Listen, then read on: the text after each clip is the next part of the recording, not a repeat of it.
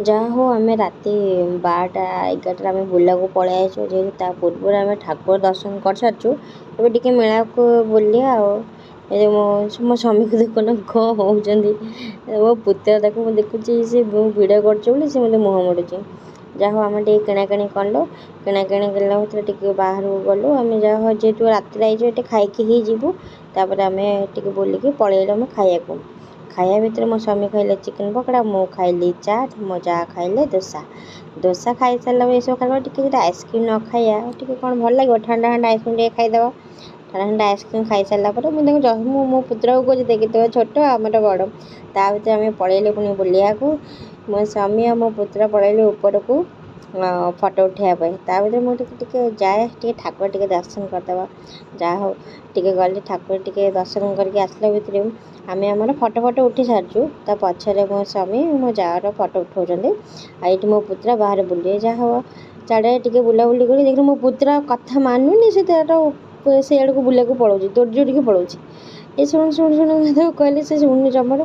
ଯାହା ହଉ ଏଇଥର ଆମେ ଘରକୁ ଯିବା ପାଇଁ ଚାଲିଲା ଭିତରେ ବାଟରେ ଏତେ ଫାଙ୍କା ଥିଲା। ଯାହା ହଉ ରାତି ଯେହେତୁ ଅଧିକା ହେଇଗଲା ଫାଙ୍କା ତ ହବ ହିଁ। ତାପରେ ଆମେ ବାଇକ୍ରେ ବସିଲୁ। ଘରକୁ ଯିବା ବାଟେ ଦେଖିଲା ସେ ଇଏ କ'ଣ କଲେ, ମୋ ହଜବେଣ୍ଡ ଘରକୁ ନ ଯାଏ ବୁଲିବାକୁ ପଳେଇଲେ। ମୁଁ କହିଲି ମେଢ଼ ଆଉ ଥରେ ଦେଖିଦେବା, ଯେହେତୁ ଚାଲିକି ଏତେ ଭଲସେ ବି ଦେଖା ହେଲାନି, ଆମେ ବାଇକ୍ରେ ଆଉ ଥରେ ଦେଖିଦେବା। ସବୁଠୁ ମୋ ଯାଆ କହୁଛନ୍ତି କି ସବୁଠୁ ମସ୍ତ ହେଇଛି ଡାକଘର। ଆଉ ମୋ ହଜବେଣ୍ଡ କହୁଛି ଏଇ ଘଣ୍ଟାବାଲା ଯେଉଁ ମେଢ଼ ହେଇଛି ସେଇଟା ଭଲ ହେଇଛି। ତା ଭିତରେ ଯାହା ହଉ ମୁଁ ଟିକେ ଚାରିଆଡ଼େ ବୁଲେଇକି କ୍ୟାମେରା ଦେଖିଦେଉଛି ଯେ କେମିତି କ'ଣ ମେଢ଼ ହେଇଛି ବୋଲି।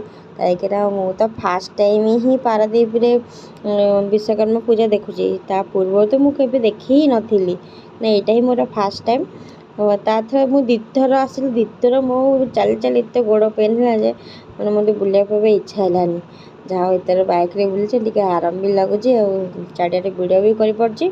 ତା ଭିତରେ ଆମେ ସବୁ ମେଢ଼ ସବୁ ଦେଖି ସାରିଲା ଭିତରେ ତା ଭିତରେ ଆମେ ଘରକୁ ଚାଲିଲା ଭିତରେ ବାଟରେ ଆମେ ତ ମୋ ଯାଆ କହୁଛନ୍ତି ସବୁଠୁ ବେଷ୍ଟ ଡାକଘର ହେଇଛି।